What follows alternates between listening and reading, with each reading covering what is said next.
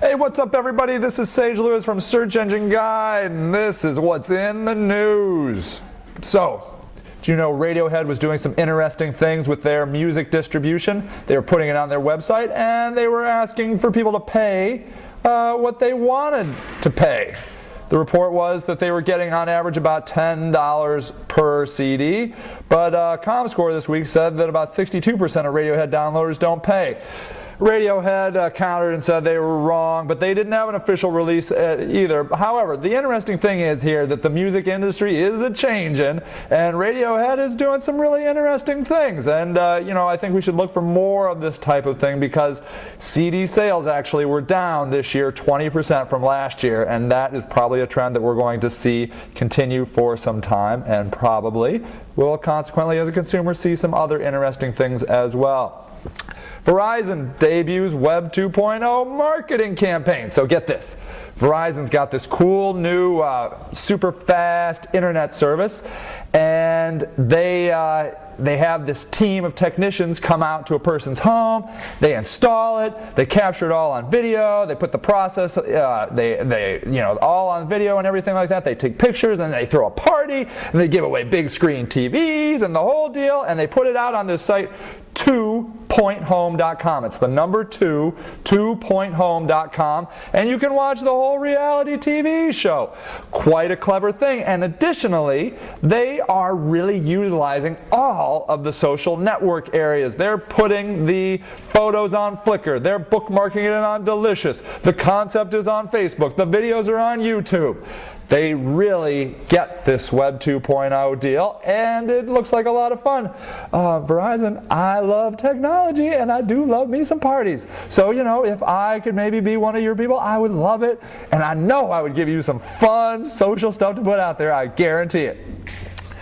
It's official, Google heads open source initiative for phones. Now don't get us wrong, they're not going to be making phones themselves, but they're going to be offering software for other partners, including Motorola, Samsung, High-Tech Computers, Qualcomm, blah, blah, blah, blah, blah, blah. But the idea is that these are going to be real web-centric phones, utilizing a lot of the Google things like Google Maps, Google 411, your mail, all that stuff, the pictures and everything like that. And we should probably be seeing that towards the first part of next year.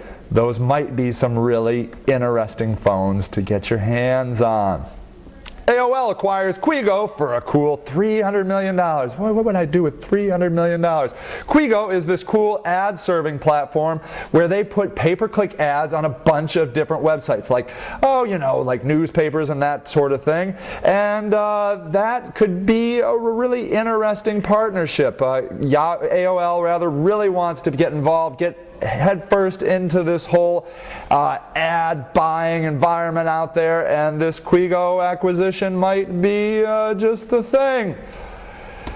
Don't get enough internet? Well, look for it at a pump near you. Local search from Google is going to be starting to pop up at kiosks at a variety of gas stations.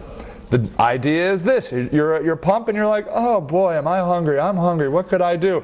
Well, here's the internet, and you can use the Google local search right there at your kiosk and get directions for pizza or subs or whatever. Maybe you need a hardware store. This is just yet another way of local search getting integrated into our lives and being more and more useful for the consumer. So that should be pretty good.